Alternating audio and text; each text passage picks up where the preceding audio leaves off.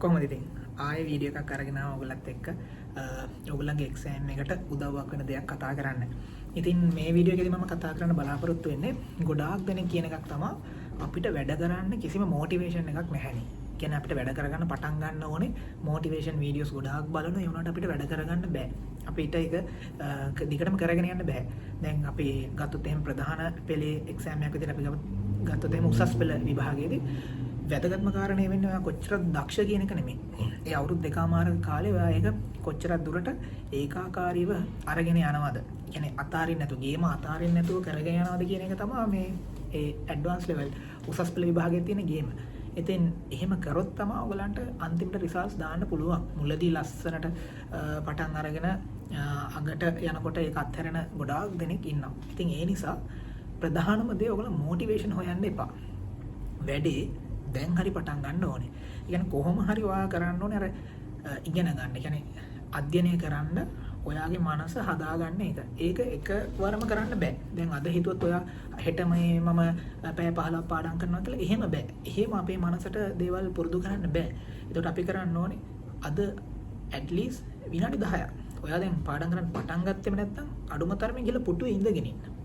එතන පුටුවේ ඉඳගෙන ඉන්න එකම ඔයාට තියෙන ටාස්ක් එකක්. මොකද දැන් ඔයා එතනට යන්නේ නැහනේ. එතකොට අපිට පුළුවන් ඒ තැනින් පටන් ගන්න. එතකොට පුටුවේ ඉඳ ගන්න එක ඊට පස්සේ විනාඩි 10ක් අඩුමතර මෙතන පොතක් කියව ගන්න එක. මොකද දැන් අපි ට්‍රේන් වෙලා නැහැ නේ මේ දේවල් වලටනේ.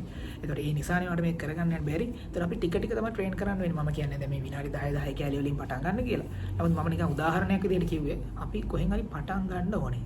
ඊළඟ කාරණාව තමයි ගොඩක් දෙනෙක් මේ මොටිවේෂන් එක හොයන්නේ. ඇත්තට මොටිවේෂන් එක නෙමෙයි වැදගත් මේ කන්සිස්ටන්සි කියන එක. ඒ කියන්නේ අඛණ්ඩව වැඩපිළිවෙලේ ඉන්න ඕනේ. දැන් හිතන්න ඔය අසනීපයක් කළා පාඩම් කරගන්න බෑ කියලා.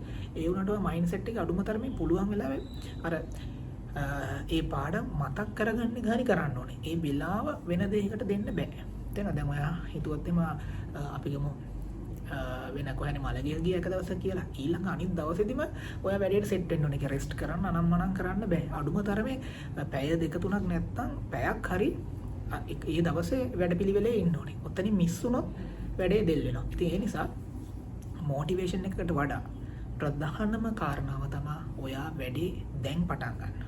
මාසේ පළවෙනිද වෙනකම් හෙට උදේ වෙනකම් ඉන්න එපා. මේ දැන් වැඩේ පටන් ගන්න සහ පුළුවන් විදිහට වැඩේ මේන්ටේන් කරගෙන යන්න ඕනේ හැමදාම. ඒක තමයි විශේෂත්වය. ඔයා හැමදාම මේක කරගෙන ගියොත් ඒක ඔයාලට පුරුද්දක් වෙනවා. ඒ කියන්නේ ඔයාලට වැඩි එෆර්ට් එකක් වැඩි නටන්න ඕනේ නැහැ. ඔයාගේ ඇඟෙන්ම ඔයාව මේ පාත් එකේ අරන් යනවා.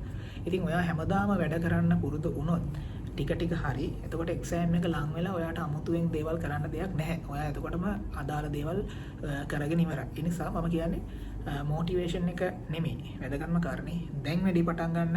ඒ වැඩි කොහොම හරි හැමදාම දිනපතාම මේන්ටේන් කරගෙන ඉස්සරහට අරගෙන යන්න. එහෙම වුණොත් ඔයාට අනිවාර්යෙන් විභාගයට හොඳ ප්‍රතිඵලයක් ගන්න පුළුවන්.